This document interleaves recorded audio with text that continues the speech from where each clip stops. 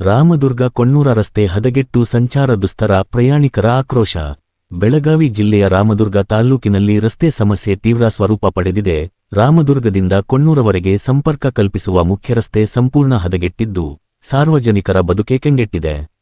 ರಸ್ತೆ ತುಂಬೆಲ್ಲ ಆಳವಾದ ಗುಂಡಿಗಳು, ಅಲ್ಲಲ್ಲಿ ಚದುರಿ ಬಿದ್ದ ಕಲ್ಲುಗಳು, ಧೂಳಿನಿಂದ ಆವೃತ್ತವಾದ ರಸ್ತೆ, ವಾಹನ ಚಾಲನೆ ಮಾಡಲು ಹರಸಾಹಸ ಪಡುವ ಚಾಲಕರು, ನಿಧಾನವಾಗಿ ಸಾಗುತ್ತಿರುವ ಬೈಕ್ ಸವಾರರು, ಪ್ರಯಾಣವೇ ಸಂಕಷ್ಟಕರವಾಗಿದೆ.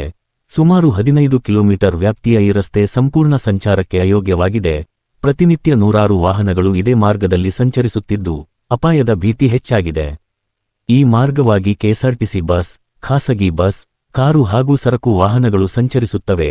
ರಾಮದುರ್ಗದಿಂದ ಕೊಣ್ಣೂರ ಮಾರ್ಗವಾಗಿ ಹುಬ್ಬಳ್ಳಿಗೆ ಸಂಪರ್ಕ ಕಲ್ಪಿಸುವ ಪ್ರಮುಖ ರಸ್ತೆ ಇದಾಗಿದ್ದು, ಇದರ ದುರಸ್ಥಿತಿ ಜನರನ್ನು ಕಂಗಾಲು ಮಾಡಿದೆ. ಸುರೇಬಾನ, ಸಂಗಳ, ಲಖನಾಯಕನಕೊಪ್ಪ, ಕಲಹಾಳ, ಬೆಳ್ಳೇರಿ ಸೇರಿದಂತೆ ಅನೇಕ ಗ್ರಾಮಗಳ ನಿವಾಸಿಗಳು ದಿನನಿತ್ಯ ಕಿರಿಕಿರಿ ಅನುಭವಿಸುತ್ತಿದ್ದಾರೆ. ಅಧಿಕಾರಿಗಳು ಹಾಗೂ ಜನಪ್ರತಿನಿಧಿಗಳ ವಿರುದ್ಧ ಸಾರ್ವಜನಿಕರು ಆಕ್ರೋಶ ವ್ಯಕ್ತಪಡಿಸುತ್ತಿದ್ದಾರೆ.